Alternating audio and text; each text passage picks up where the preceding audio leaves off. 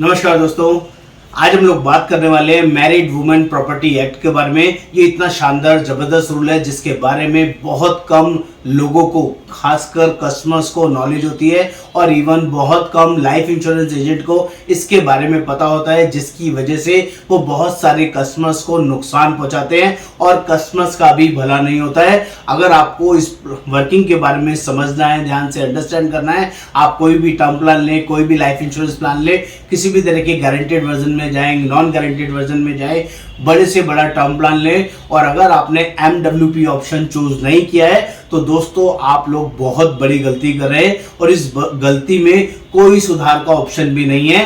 अगर आप लोग पॉलिसी ले चुके हैं तो इस पॉलिसी में कोई मॉडिफिकेशन का ऑप्शन भी नहीं होता है। इसको पर्पस क्या है? अगर आप अपने लिए कोई टर्म प्लान देख रहे हैं, कोई सेविंग प्लान देख रहे हैं, किसी तरह की इन्वेस्टमेंट लाइफ इंश्योरेंस बिजनेस में करने वाले हैं, तो प्लीज इस वीडियो को ध्यान से देख लीजिएगा, क्योंकि नॉमिनी करने से ये कोई श्योरिटी नहीं मिलेगी कि वो पैसा आपके नॉमिनी को ही मिलेगा। और जब तक आप उसमें MWP राइडर को ऐड नहीं करेंगे, MWP कोई स्पेसिफिक राइडर नहीं है जिसके लिए कोई पैसा नहीं देना पड़ता। MWP एक ऑप्शन है, उस ऑप्शन को क्लिक करना होता है पॉलिसी लेते वक्त, ओनली पॉलिसी लेते वक्त। इसकी पूरी इंफॉर्मेशन इस वीडियो में मैं आपके साथ शेयर करने वाला हूं। आप सभी से रिक्वेस्ट है, अगर आप लाइफ इंश्योरेंस बिजनेस में हैं, लाइफ इंश्योरेंस कस्टमर हैं, किसी भी लाइफ इंश्योरेंस कंपनी का पॉलिसी लेने वाले हैं, तो इस वीडियो को जरूर देखें और प्लीज कमेंट करके बताएं आपको वैल्यूएबल इंफॉर्मेशन लगा या नहीं। मेरा नाम योगेंद्र वर्मा, मैं लाइफ इंश्योरेंस कोच, और मेरा काम लोगों को जेन्युइन इंफॉर्मेशन शेयर करना और उनकी लाइफ में नए वैल्यू एडिशन करना है। तो दोस्तों आपसे हाथ जोड़ के रिक्वेस्ट रहेगा, मेरे चैनल को सब्सक्राइब करना है, शेयर करना है, कमेंट करना है, बेल आइकन जरूर क्लिक करना है, तभी सारे लेटेस्ट अपडेट्स आपको मिलते रहेंगे। तो बात करते हैं ये MWP एक्ट क्या है, मैरिड वुमेन प्रॉपर्टी एक्ट क्या है, और इस एक्ट में अपने आप को रजिस्टर करने से किसी भी कस्टमर को क्या बड़ा फायदा होने वाला है। तो सबसे पहले बात करते हैं, किसी टर्म प्लान की बात कर लेते हैं जिसमें 1 करोड़, 2 करोड़, 5 करोड़, 10 करोड़, 500 करोड़, 100 करोड़ का कोई इंश्योरेंस लेता है और उसने MWP एक्ट सिलेक्ट नहीं किया है, उसने सिर्फ नॉमिनी अपनी वाइफ को सिलेक्ट किया है। जब भी उस पर्सन की मिसहैपनिंग होगी तो जो पैसा उसको मिलना है, उसकी वाइफ को मिलना है, वो पैसा उसकी वाइफ को नहीं मिलेगा। ये मैं आपको बता देता हूं। अगर आप इस गलतफहमी में हैं कि मैंने टर्म प्लान लिया हुआ है 1 करोड़ का, 2 करोड़ का, 5 करोड़ का, 10 करोड़ का, और मेरी वाइफ उसमें नॉमिनी है, मेरी डेथ के बाद वो पैसा मेरे नॉमिनी को मिल जाएगा, तो आप बहुत बड़ी गलती पे हैं। मैं आपकी गलती के करेक्शंस यहां पर बता देता हूं। क्या होता है, जब भी कोई मिसहैपनिंग होती है तो उस पर्सन की लायबिलिटी इंपॉर्टेंट होती है कि उसके सर पे लायबिलिटी कितनी है। लायबिलिटी मतलब लोन्स कितना है, credit card loan, home loan, property loan, business loan, personal loan, किसी भी तरह का अगर उस पर्सन ने लोन लिया हुआ है तो सबसे पहले बैंकर जितने भी फैमिली मेंबर्स हैं सबके अकाउंट फ्रीज कर देता है। फैमिली मेंबर्स के अकाउंट फ्रीज कर देता है। उसमें 1 वे एंट्री कंटिन्यू होती है कि पैसा आ तो सकता है लेकिन जा नहीं सकता। हस्बैंड का अकाउंट था तो वाइफ के अकाउंट में अगर पैसा आएगा तो वो पैसा पहले बैंकर वसूल करेगा, या तो वो प्रॉपर्टी सेल करके, अगर उस प्रॉपर्टी को सेल करने के बाद भी लोन पूरा नहीं होता है, बहुत सारे पर्सनल लोन्स को कंप्लीट करने के बाद भी लोन पूरा नहीं होता है, तो जो पैसा आपके नॉमिनी को मिलने वाला है उस पैसे में से पहले बैंकर अपना पैसा काटेगा, तब जाके आपकी फैमिली को पैसा मिल सकता है। अभी भी मिला नहीं है, अभी बोल रहा हूं मिल सकता है। ये पहला बड़ा रीजन है जिसकी वजह से आपके नॉमिनी को एक्चुअली आपकी मिसहैपनिंग होने के बाद पैसा नहीं मिलेगा अगर आपके सर पे कोई लायबिलिटी है। ऐसा बहुत सारे बिजनेसमैन के साथ हो सकता है, ऐसे बहुत सारे सैलरीड पर्सन के साथ हो सकता है, ऐसा बहुत सारे प्रोफेशनल्स के साथ में हो सकता है। अगर आपका किसी भी तरह का बड़ा लोन चल रहा है और वो बड़ा लोन सेट ऑफ नहीं हो सकता, तो आपके जो क्लेम अमाउंट है उसमें से पहले पैसा कटेगा। आपके अकाउंट में आने के बाद, आपकी वाइफ के अकाउंट में आने के बाद पहला बैंकर उसमें से अपना पैसा काटेगा, उसके बाद ही आपके वाइफ या आपकी फैमिली को वो पैसा मिल सकता है। मैं अभी भी बोल रहा हूं मिलेगा नहीं, मिल सकता है। यहां पर 2 बड़े रीजंस हो रहे हैं जिसकी वजह से आपके नॉमिनी को पैसा नहीं मिलेगा, तो मैं वो भी बता देता हूं। आजकल मैंने बहुत यंगर एज में लोगों की मिसहैपनिंग होते हुए देखी है, और टर्म प्लान लेने का रीज़न भी लोगों का यही रहता है कि उनकी फैमिली पीछे से सिक्योर हो जाए, अगर उनको कुछ हो जाए तो पीछे से फाइनेंशियल हेल्प और उनकी फैमिली को मिल जाए।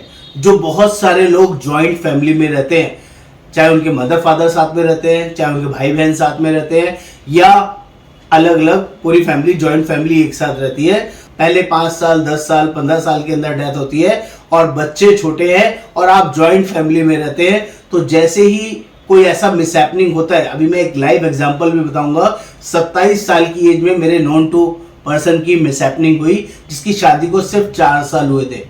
27 ईयर की एज में डेथ हुई। 1 करोड़ रुपए का लाइफ इंश्योरेंस कवर था और उनके सर पे कोई लायबिलिटी नहीं थी, कोई लोन, कोई कुछ भी नहीं था। उसके बावजूद भी वो 1 करोड़ रुपए उनके नॉमिनी को नहीं मिला। क्यों? क्योंकि जो इसमें फैमिली मेंबर्स है, जो पर्सन था वो तो चला गया, अब उसके मदर फादर है, उसके भाई बहन हैं और उसके बच्चे हैं। बच्चे अभी छोटे हैं, बच्चों में समझ कम है, बच्चों की बात साइड करते हैं, पहले फैमिली मेंबर्स की बात करते हैं। जो उसकी वाइफ, उसके भाई बहन और जो बंदा गया उसके भाई बहन और उसके माँ बाप, वो सब लीगल हायर होते हैं और उनके फादर ने और उनके भाई ने कोर्ट केस डाल दिया कि ये जो पैसा है, ये पैसा मेरे बेटे का है, इसमें मेरा भी राइट है। उसकी बहन ने भी डाल दिया, उसके भाई ने भी डाल दिया, उसके मदर फादर ने भी डाल दिया। तो उसकी वाइफ को नॉमिनी होने के बावजूद भी वो पैसा नहीं मिला।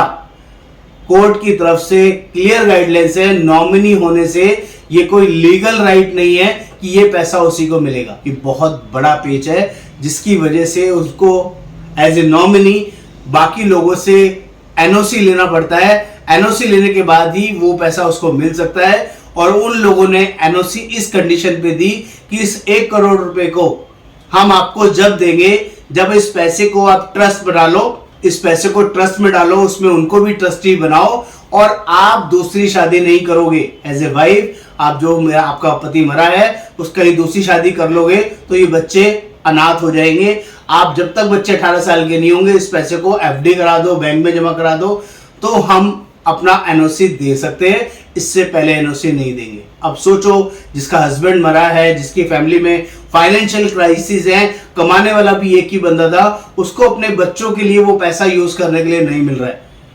ऐसा सिचुएशन भी आपके परिवार में या किसी न किसी के परिवार में हो सकता है, जिसमें आपके नहीं रहने पर आपके फैमिली मेंबर्स आपकी वाइफ के अगेंस्ट हो सकते हैं, आपके वाइफ का साथ नहीं दे सकते। और ऐसा कोई जरूरी नहीं है कि आपकी वाइफ आपके बाद शादी नहीं कर सकती। यंगर एज में अगर किसी के साथ हो सकता है, बच्चे हैं या नहीं है, उस केसेस में वो सेकंड मैरिज भी कर सकती हैं, जिसकी वजह से फैमिली मेंबर्स सपोर्ट नहीं करेंगे।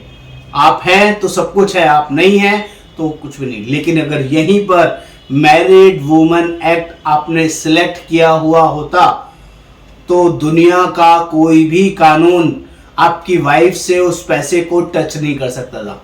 दोस्तों, ये पावर दिखा रहा हूं आपको मैरिड वुमेन प्रॉपर्टी एक्ट की, कि अगर आपने मैरिड वुमेन एक्ट सिलेक्ट किया होता, उसके अंतर्गत अपनी वाइफ को नॉमिनी किया गया होता, तो दुनिया के किसी कानून से उसको एनओसी लेने की जरूरत नहीं पड़ती। क्योंकि मैरिड वुमेन एक्ट ये पावर देता है, जिस पर्सन के नाम पर वो मैरिड वुमेन एक्ट के थ्रू नॉमिनेशन हुआ है, वो पैसा सिर्फ और सिर्फ उसी को मिलेगा। इसमें किसी और पर्सन का राइट नहीं है। इसमें आप चाहें तो अपनी वाइफ को, अपने बच्चों को, अपने मदर को, फादर को शेयरिंग बेसिस पे भी आप नॉमिनी कर सकते हैं।